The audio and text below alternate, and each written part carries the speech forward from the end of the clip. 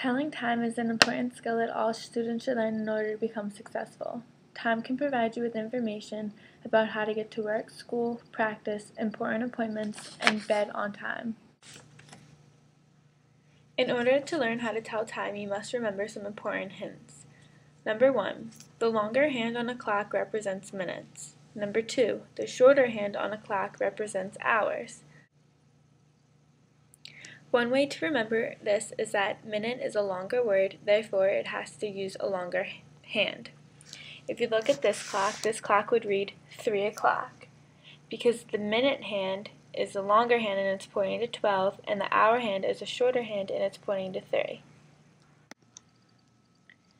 Another important hint to remember is that whenever the minute hand is pointing to 12 and the hour hand is pointing to a number, like 4, you would say that it is 4 o'clock.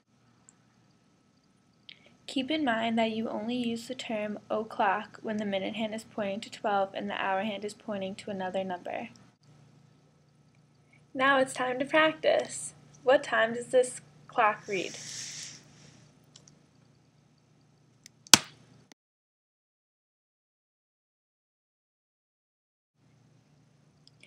If you said 1 o'clock, then you were correct.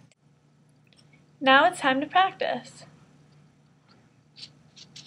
1 o'clock, 2 o'clock, 3 o'clock, 4 o'clock, 5 o'clock, 6 o'clock, 7 o'clock, 8 o'clock, 9 o'clock, 10 o'clock, 11 o'clock, 12 o'clock. Another important skill is reading half hours. On this clock, it reads 4:30 because the hour hand is in between the 4 and the 5, and you always look at the number to the right of the hour hand.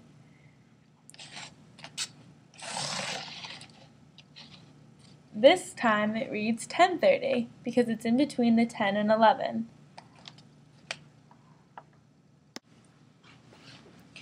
In addition, another important factor to take into consideration when telling time is minutes.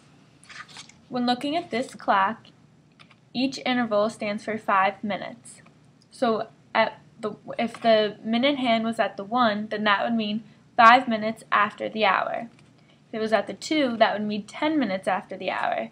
3 would be 15 minutes, 4, 20, 5, 25, 6, 30, 7, 35 minutes, 8, 40 minutes, 9, 45 minutes, 10, 50 minutes, 11, 55, and 12 would mean that it went a whole 60 minutes, which is equal to 1 hour. In between each number, when telling minutes, is 5 minutes. So if the minute hand were to be on one of these dashes, then that would represent a single minute. So if the minute hand was on this one, then that would mean 1:04. Important numbers on the clock are the 12, 3, 6, and 9.